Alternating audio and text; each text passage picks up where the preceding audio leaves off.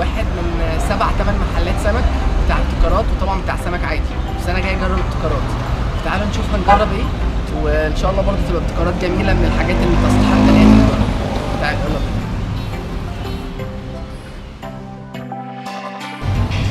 دي اول تجربه، شوربه سي فود صيامي. دي ما فيهاش ولا زبده ولا كريمه ولا دقيق ولا اي حاجه، دي شوربه صرف.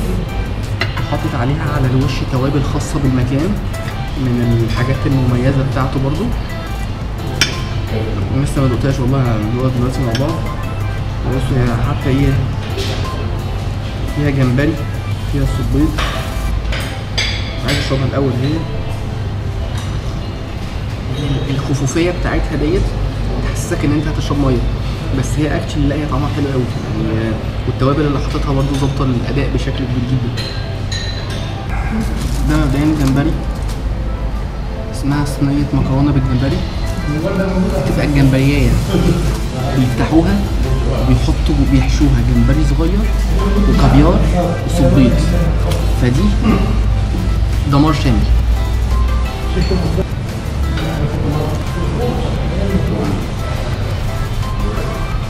جرام يعني، بصوا بالنا هو مثلا بتاع تلت ساعة، يعني كل ما بتقعد الصوص بيحلو. الجمبري بينزل الصوص بتاعه على الدريسنج اللي هو حاطه على الدنيا اللي تحت، مش عارف ايه، بتاخد الشوكة كده هو من الجنب، طعم مختلف تماما. طعم جمبري ببطارخ، لان الجمبري فيه منه مبطرخ بحاجات كتير مع بعض وهميه.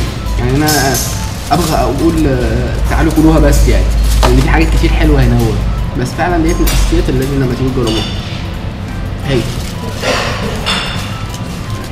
مش عارف اجيبها لكم منين ولا منين، بس هي صوص حلو، الجمبري حلو، والفكره حلوه.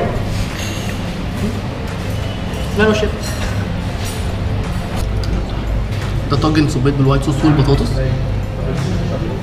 والقلامه برضو حد بيعمل بطاطس غالبا يبقى بالوايت صوص بس، او بالريد صوص، محدش بيحط معاه بطاطس. الخضره باينه قوي فيه والوايت صوص باين فيه. طعم صوص حلو فيه، بس يظل الحقيقه انا بالنسبه لي الجمبري دوت الجمبري بالمكرونه سوبر، حاسه اقوى كتير حتى كمان من الطاجن بتاع الصبيط. تجربه فيها ابتكارات، فيها تعب، سيبونا ناكل.